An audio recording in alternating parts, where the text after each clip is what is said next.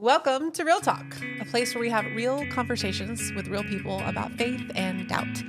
I'm your host, Pastor Thea, and today I am joined by Trey Prater and Karen Norris to have a conversation about what it means to truly see the people around us. I want to invite you both to introduce yourselves and just tell us a little bit of why you said yes today to this conversation. Trey? Sure. So, I have been kind of in church and around faith since being born. I was fortunate to have a really, strong faith tradition in our family. And so it's always been around. And now we're kind of working towards how we carry that forward with our kids. And I wanted to share today because, one, I was asked, and actually I didn't want to share. I felt like I was entirely unqualified to do so, but I feel like that's maybe what I can contribute is the perspective of somebody who's been around this and in their head knows, I probably should be doing this better, but has also still got a long way to go. So that's why I'm here. Awesome. Thank you. Hi, my name is Karen Norris. I work at Clear Lake United Methodist Church. I'm the Community Initiatives Coordinator. I grew up in the church, just like Trey. I was baptized a United Methodist, and I'm here because there's got to be somebody else besides myself that often doubts and asks questions. I'm the pragmatic person in the room, and so I'm where the rubber meets the road kind of person. And so as growing up in a Christian life, I had lots and lots of questions, hard questions, and I wanted to know exactly how this works, exactly what the direct line is between Jesus and what we're doing, and the direct line between why we're doing something or what it takes to do that.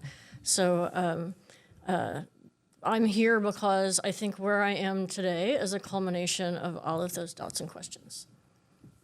Thank you again for saying yes, both of you.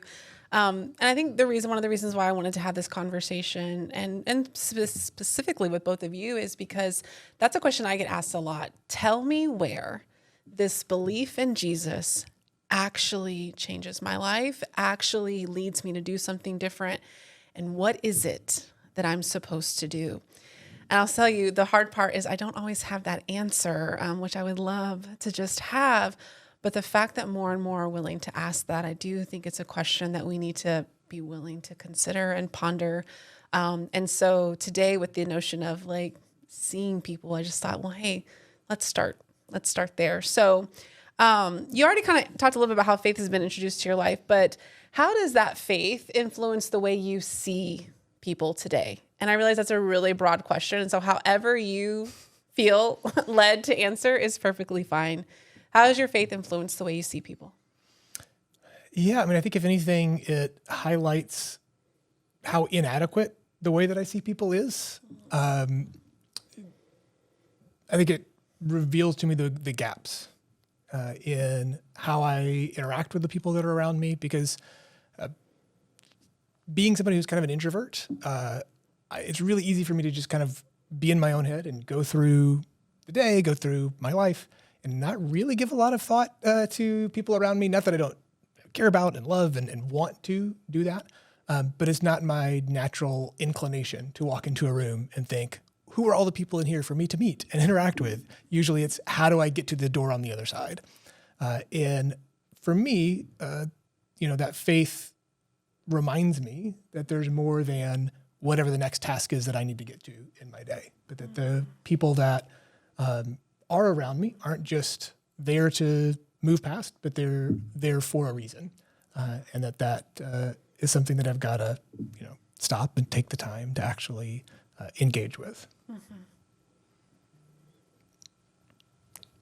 I think that's a great answer. I'm going to piggyback on that. My faith is something that reminds me to slow down and see who is in the room. So I find myself, if I pray before I go somewhere in particular, or pray before I have difficult conversations, it leads me to believe and think about others' perspectives, how I think God sees them, how I want to see them. That's how I want to see them. It's how God sees them. there's a song that used to play on the radio called Give Me Your Eyes, I think. And that spoke to me in a large way. I used to be that person that prayed, what do I do? What am I supposed to be doing with my life? What am I supposed to be doing? What am I doing? What am I doing? I've done a lot of different jobs and things just as a mom that was trying to support my family in different ways. And as I have grown, I've realized that maybe that prayer, what am I supposed to be doing, wasn't really answered in that moment. But as I have grown, I have seen how that prayer has been answered in what I'm doing. And I've heard that before from other people, and in the time when you're languishing in that, oh, I don't know what I'm supposed to be doing, and I don't know where I am, it's really difficult to hear that somebody else got the answer and you don't have it.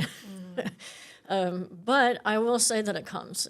If you keep that steadfast faith and prayers going, it comes.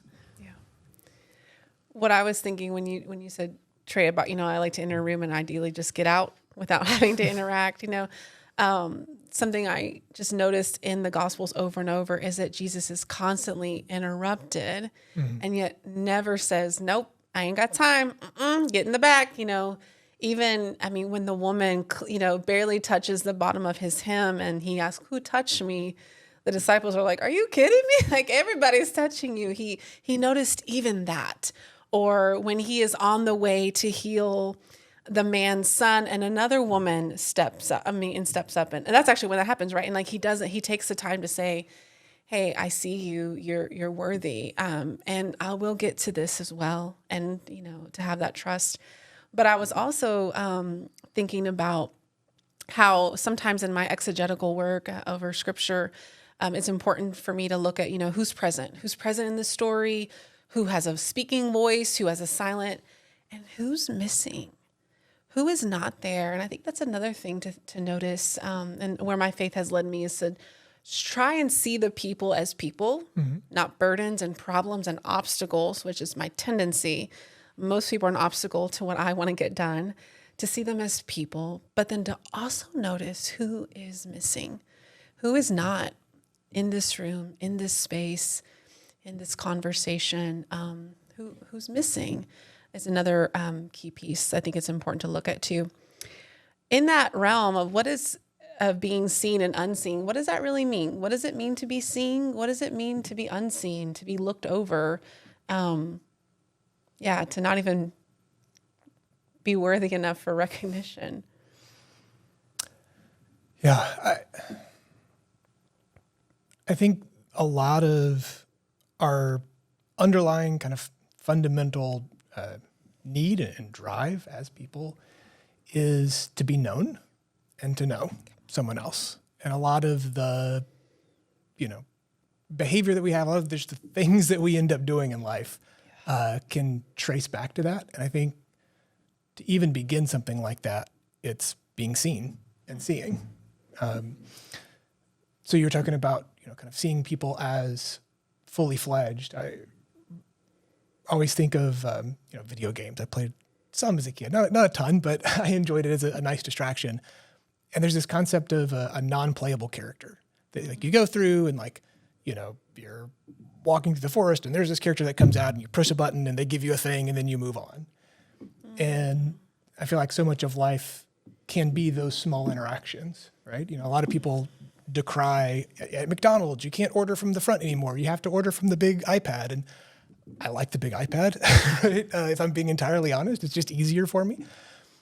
And so taking that time to instead stop and see people for who they are, not as an interruption, not as something in the way, not as this kind of cardboard cutout of a person, but rather as somebody who's fully formed with hopes and desires and dreams and all of these things that are going on through their life. And I think taking the time to pause and see that in every interaction helps. Because again, going back to that example of scripture and Jesus always being interrupted but never being bothered by it, I think it reveals, at least to me, that maybe those interruptions are the point. And those interactions are the point. And so it can be really easy for us to, or at least for me, to be so task driven, to be so ready to get to the next thing, which I think sometimes comes back to how I want to be seen in the world as productive and as getting a lot done and as like all of these things. And because of that, I'm worried about that and worried about getting to those tasks instead of worried about the people that also need someone to see them, just in everyday life. What does it mean to be seen and unseen, Karen? I think people can see others in different ways. One of the things I appreciate about Trey and others is that they're good at remembering names and they remember who they've met, and I stink at that. So I often go home and I remember that I spoke at a party with maybe somebody who had long dark hair and wore glasses, but I cannot remember their name to save my life. I will say Trey met my husband. We're fairly new to the area, and the second time he met my husband, he remembered my husband's name, and that meant a lot to my husband. And just to feel like he was seen and remembered by somebody, even though it wasn't problematic, it was just, traveling through life, right? And somebody took notice of my husband and actually remembered who he was and said, "It was nice to meet you last time I saw you, and how are you doing, or what have you been up to?"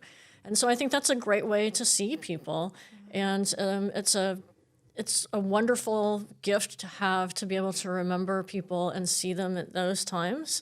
Other people see those who are in need or choose not to see them, and perhaps the person standing on the side of the road asking for money, or somebody who looks scary or unclean or dangerous. I think a lot of times we get those mixed up. What scary is and what unclean is are not the same thing, but we often mush those together. So we often find ourselves sitting at a traffic light and trying not to look somebody in the eye because we don't want to give them money, or don't want to see them, or tell our small children not to look at them or not to stare or something because they're different. And, that's a very isolating thing that we're doing to others. Isolation is a form of punishment. It has been in all types of civilizations throughout history. And so, God created us to be a community and to work with each other, and we're all different parts of the same body. And so I think that we have different gifts and different ways of seeing people, that can help each other in a variety of ways. Yeah.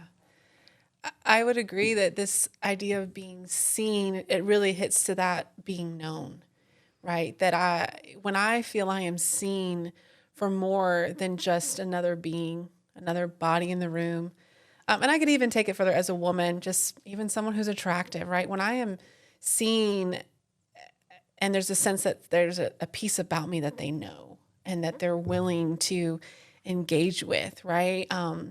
I think it's Tim Keller that says like something about, being known and loved. Well, that's God, but because so often we might be loved but unknown, or known and unloved, but to have both is really God's intention for us. Not only why we were created, but then also to have community and connection. And then, to be unseen, as if your presence and your being existent isn't even worthy of an acknowledgement. I get in a habit where, and I've mostly experienced this with other women who constantly, like at the grocery store or even sometimes at the gym, like, "Oh, I'm sorry," because they are where I would like to be. And I said, "Don't apologize for existing. You are, I'm like, that's what you just did. You getting your peanut butter is perfectly okay. I don't have any right over you that my desire for the same peanut butter is bigger. Don't apologize for existing. You matter enough and you're worthy enough for that." And that reminder of, and not only to tell them, but for me, she's not a burden. She's not a problem. She's a woman getting some peanut butter, like let her live her life, And you mentioned too, like reminding of like these people have whole lives, not just this minute interchange we have. I love to like, what I usually do at a funeral of an older person, you see these old pictures and I'm like, oh, that's not a movie? When they're, I don't know, just like Buddy Holly and all, and I'm like, wow, this is a whole person. And I try to remind myself of that with especially people whose lives I don't really understand. I don't know what it's like to be 80 in the year 2024. I'm struggling enough with 40, but like, wow, their life has just been a whole life I don't even know. There was a couple at a church I served at who told me when I was leaving, you're the first pastor that has spoken to us. And we've been here for, 40, 50 years. And I thought, and what I said was, they missed out, But I just thought, oh my God. And then it hits me. Who am I not speaking to? Who is sitting in my midst every week, every day, whatever, and I don't even notice, right? And then just the willingness to see them. We did not have a relationships, and honestly, I can't tell you their name today, but they were seen, and what an impact that made. What is it about Jesus, and again, his willingness to see and meet that, at least is inspired a desire for something different, right? What is it about Jesus and his life, and his teachings and preaching and, death and resurrection that say, hey, seeing people might be important? So Jesus took his time and went out of his way to meet people that we typically consider to be unworthy or untrustable, that we would typically hold judgment against. And I think we struggle so much to raise ourselves and our families in the right way or the good way, or teach our children to only hang around people who lift us up. In our own struggles to be the right person, we find ourselves insulating ourselves from those that we don't think are the right people. Yeah. And not everybody's habits are going to rub off, or not everybody's misfortunes or failures are going to catch, and you very may well be the person who rubs off on them. You might be the person who lifts them up. And there's plenty of people out there who do not have a circle, who don't have a sense of support or someone they can call on a regular basis to have, a lending ear that would see them. So sometimes it's nice to be seen by a stranger in the grocery store that gives you the space, or another mom who is having a problem with their child and just saying, hey, it's okay and you're doing a fine job, and we're not here to judge you because your child's crying in line because they're hungry and it's late and everybody's tired and, that sort of thing. I mean, that's really not a full reflection of how they're raising their family. So, like we've all been there, right? We've all been in situations where we think we're having a bad moment. This is not a full reflection of who I am. I actually do a pretty fine job the majority of the time. So why would we not give someone else that type of grace? Yeah, I think, for me, as someone who is, pretty introverted, I'm never going to be the one who's going out of my way to find random people to talk to, right? I know that that's just not going to be in the cards for me, but that reminder of seeing the person, and I think about when Jesus is going around and there are people he's meeting for the first time, and we see him, being willing to look at them, being willing to see them when other people were passing them by, but also the people that he was with regularly. They would ask a question and he would be able to see them through the question, right? They would present a behavior and he'd be able to see through the action to the person behind it. And I think, looking in my life, there's times where it's, raising kids and being able, like you said, to see with somebody else's kids, but even with my own, that reminder that, yeah, they're throwing a fit right here and now. And yes, this is the thing that's frustrating me too. But if I look through to that and I say, oh, well, yeah, but they are tired and they are hungry and there are all these other things. And maybe it's not my kids, but it might be with my coworkers. It might be with friends and family and people that, are trying to get that attention, maybe trying to be seen without even realizing it, just knowing that like, hey, I'm in a place where I am feeling unseen. And sometimes just taking a minute to take the deep breath and think, okay, well, what's past that, right? What's going on here, maybe underneath the surface, or that hasn't been recognized. That if we can just, pull out and say, that's okay. It's okay to be upset. It's okay to be angry. It's okay for these things to be going on.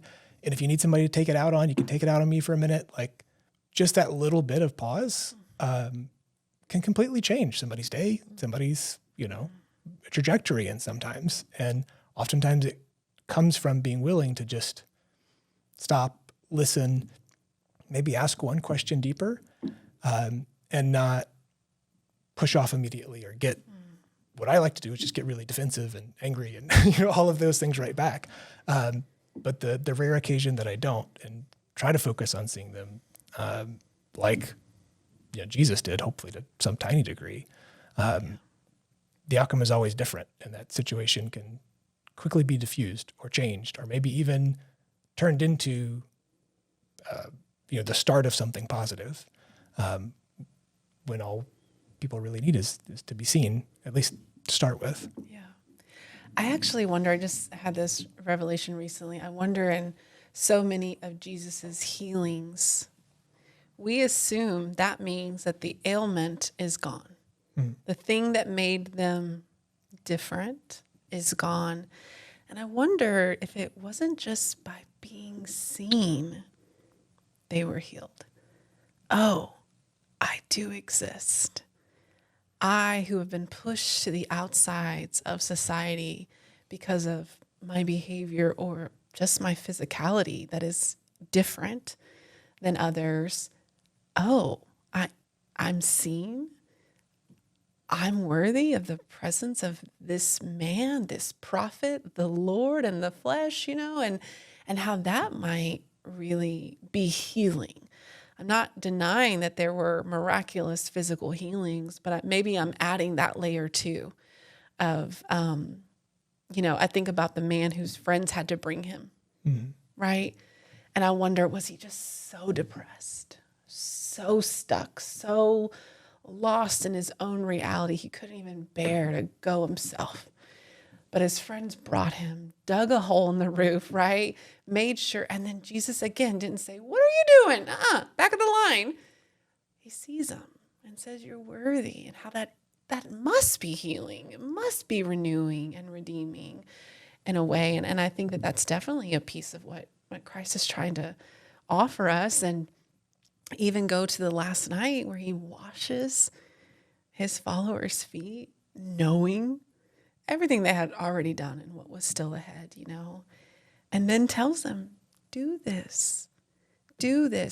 And I wonder if he doesn't mean you in this room tomorrow when this whole thing goes down and you hate each other, still do this, right? Still see. And I love what you said about isolation being punishment, and I just think of, the cold shoulder, even with our spouses, right? Well, I'm just not going to talk to him, and that will get him to pick up his socks or whatever, instead of, hey, again, the reason why it frustrates me is because of this. I feel this. Let me get really vulnerable about what's going on. And then again, the beauty when someone's willing to see that too.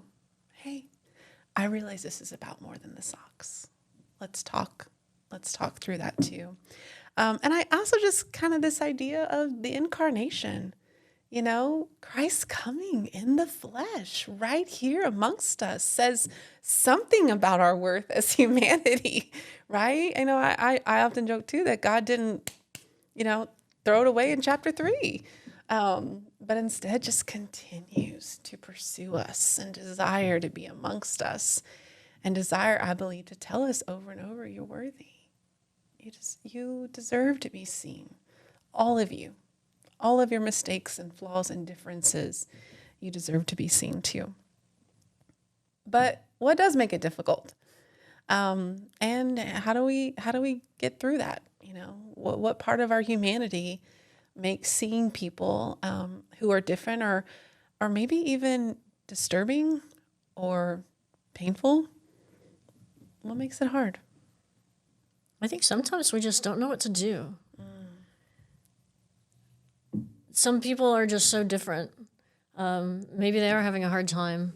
Maybe they have some mental health issues.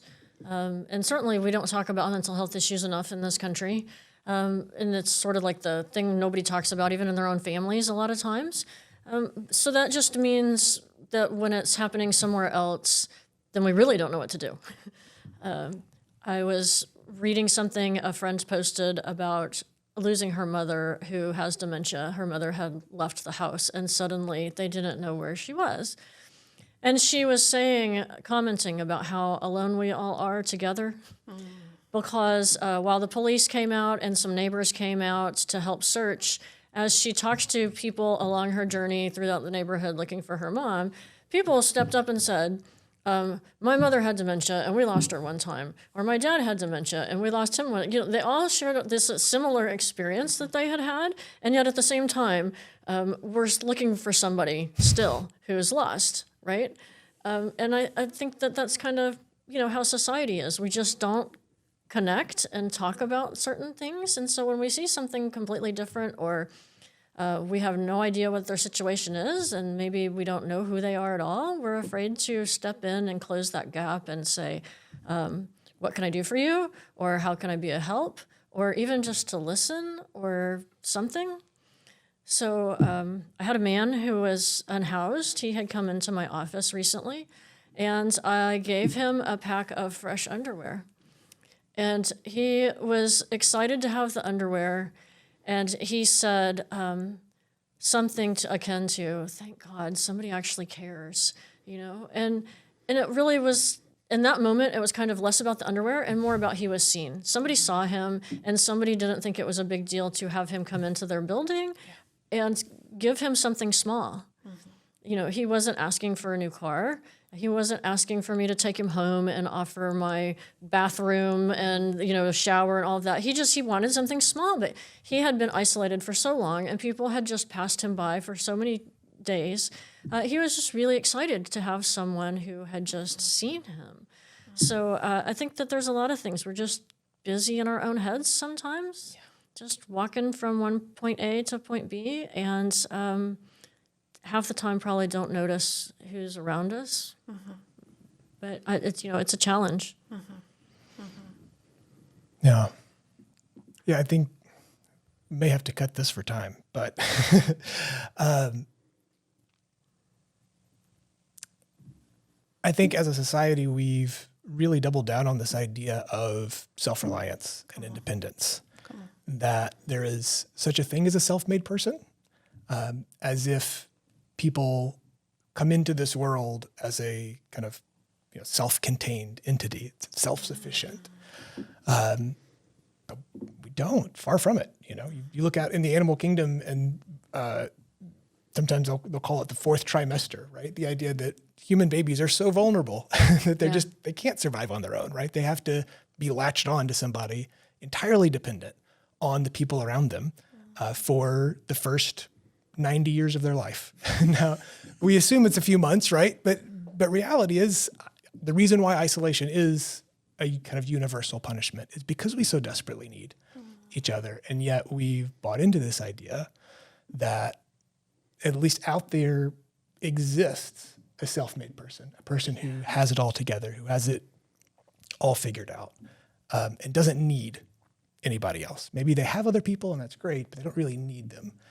And I think that idea has gotten so buried into us that then when we look in the mirror and we see how far from that we really are, when we're really honest, then it starts to creep in all of these insecurities around, I guess I'm not enough then. Then I guess I'm not meeting this thing. And if I'm not that thing, then maybe I'm not worthy to be seen. Maybe I don't want everybody to see all this kind of, mess that I have over here. Mm-hmm. And then so much of that energy is diverted to trying to pretend like we have it together, trying to pretend like we don't all need something from everyone else. And it takes up that mental space. So then when we're going through the world, we're presenting that idea that, we do really have it all figured out, or we're so focused on how do I keep up that facade that we miss the people that are around us, oftentimes going around and doing that same thing themselves. And we buy into it so deeply that we can then quickly make those kind of shortcut judgments about somebody else's life. So they might be in a place of obvious need. And then it's like, oh, well, they're not going to get me to my place of independence. They're not going to help me in this journey. So I'm just going to pass them by, not even out of malice, just out of convenience. It's going to be faster for me not to. It's going to be easier for me not to. Instead of recognizing that we all need each other, and we all need each other way more than we're willing to admit. And then when we look at those around us who might be in a more obvious, moment of need, you don't have to peel back many layers for us to start finding commonality, and realizing that, I'm not too far distant from them. I'm not, I may have a certain, material convenience or comfort that they don't in this moment, but they have a story, they have a life, they have a whole history of lived experience that I could probably learn a lot from if I sat and talked to them, and they probably share a lot of the same insecurities that I do too. It's just easier to see it on them in the moment than it is for me. And I think that kind of uncomfortable state of seeing ourselves in that other person can sometimes prevent us from wanting to start that conversation up. So we keep walking, right? We just keep going past. Yeah. I wonder, like you said, if I'm unwilling to see you, maybe that justifies my worth to be seen, right? As if in that there's I don't know, like there's only a limited amount of being seen allowed, and if I give you any, well, then that's less for me. Or, and so then, I think, I know me, I make excuses, I make reasons why this person isn't worth it, right? Or to see them as a whole person. Okay, you got your trauma, but get it together. We all got to get it together, figure it out, right? And versus being open and desiring to create a space where, hey, you and your mess is welcome, and so is mine. But that would take me admitting my mess, and that, like you said, I haven't figured it out. I haven't gotten it together. And then, it's easier. As you both were talking, I think sometimes we also think, well, this is society today. This is our current problem, and we can blame social media and iPhones and all the things, but I mean, the scriptures show me over and over, if we're willing to look deep, it's if you remove the word Rome and just say political leaders, people in places of power and privilege, right? Conquerors of others, man, you can really start to see, the connections. Or the same with the Jews, people who have been oppressed, people who have gotten a raw deal for centuries, people waiting, hoping, looking for a savior, and then unwilling to believe it when the savior shows up, right? Like, if we're able to kind of like maybe sometimes let go too of we're so unique, which again, I think is also our society has taught us and trained us. You are special. You are a unicorn. There is nobody like you. And while those things can be true, that human experience, and again, I think is if we're willing to see each other and hold space, we'll quickly see those connections. I mean, I firmly believe most women have daddy drama. And if they ain't got daddy drama, they got mama drama. So, like we all have family stuff, right?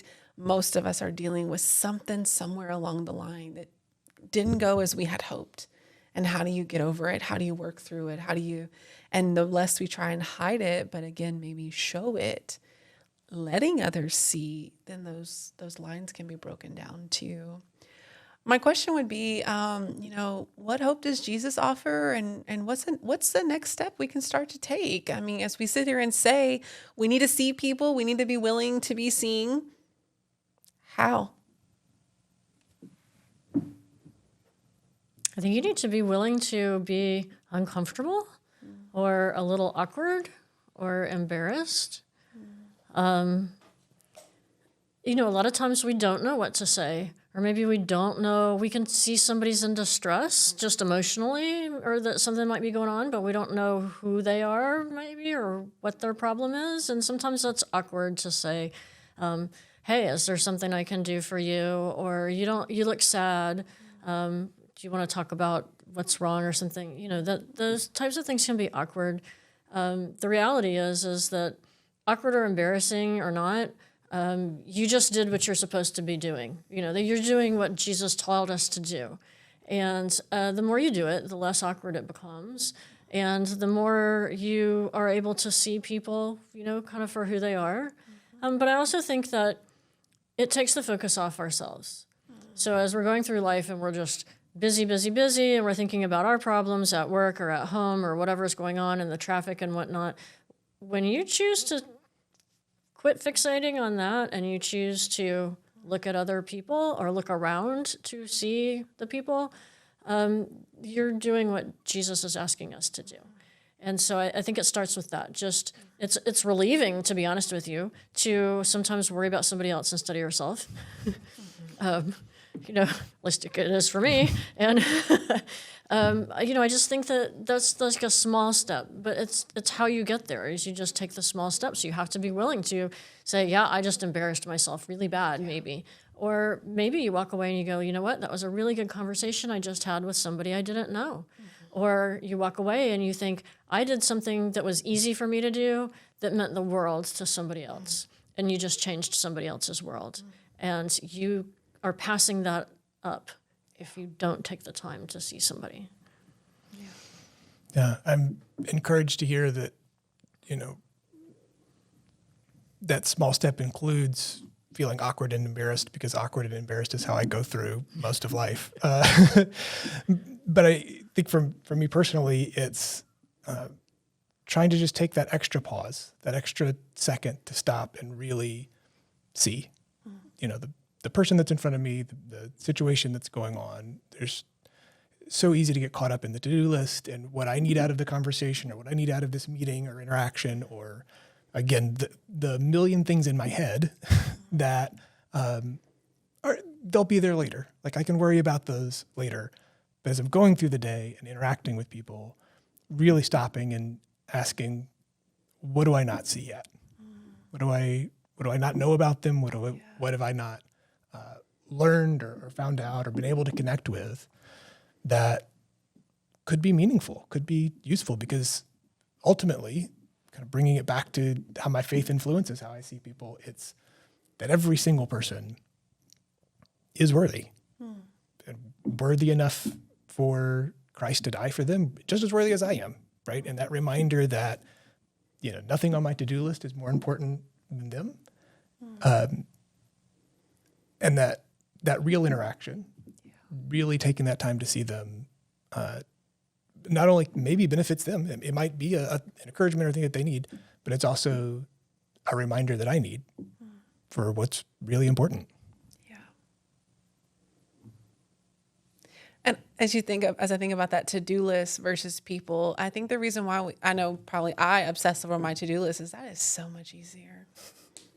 It is so much easier to send an email, make an agenda, whatever I think I'm doing so important at my computer, than to talk with the people at the front desk. How are you? What's going on with you?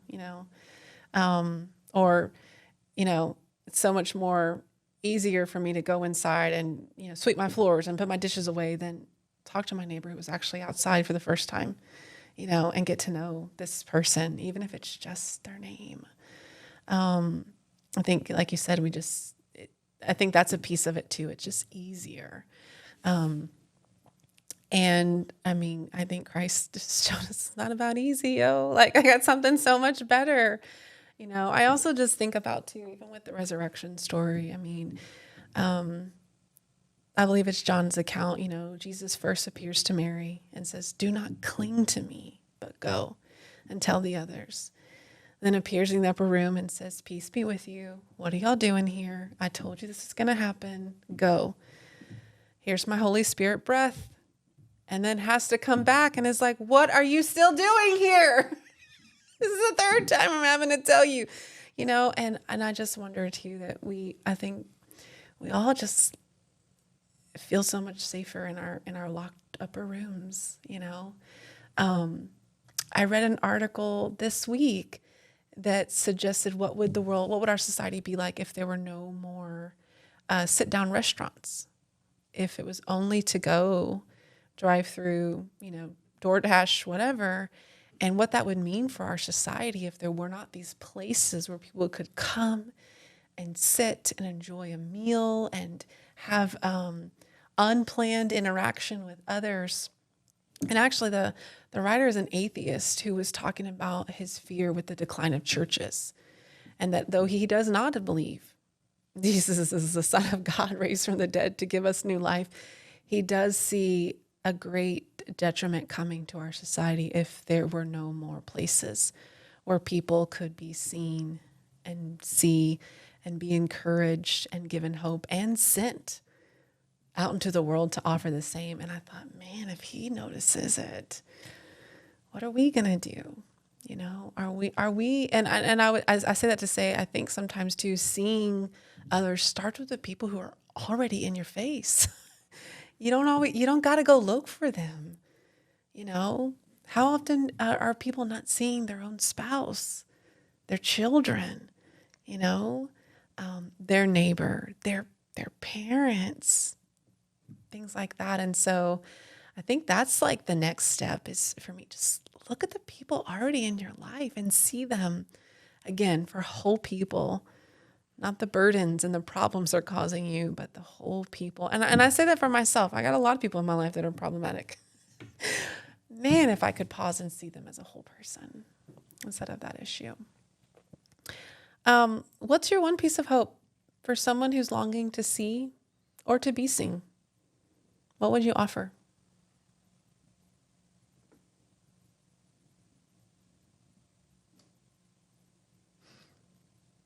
I think for, you know, people looking to get better at seeing those around them, I'm hope that, or at least my life is hope that you can at least get a little bit better at it with time. I think back to,